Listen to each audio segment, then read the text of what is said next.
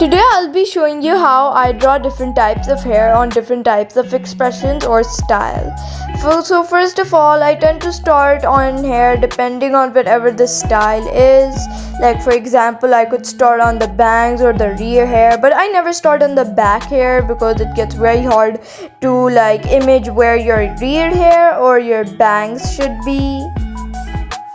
As you could see, I tend to draw messy hair because it's simpler to draw messy hair, and I tend to keep my hair flowy so it can give a 3D effect to the person or the girl I'm drawing.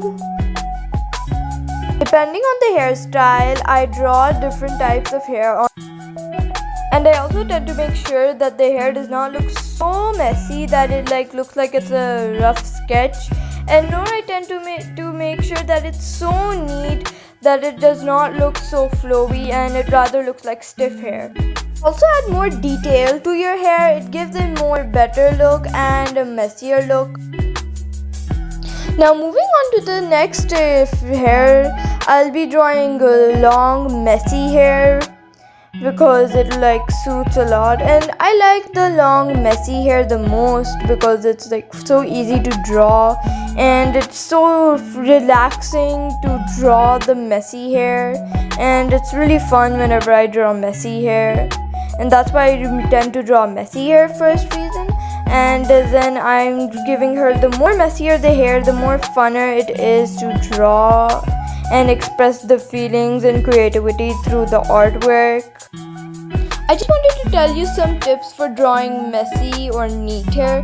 First of all, you should make sure that you have a base idea of what you want to draw. Otherwise, being curious or questioned on what to draw or how to draw the hair, it will be hard for you to image what you want to.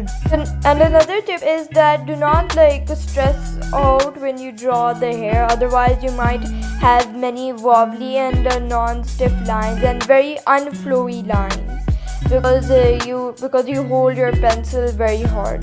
Now, what do you think of these hairs I drew? Do you like it, or you think they could be somewhat better? I really like the results. What do you think? Like and subscribe.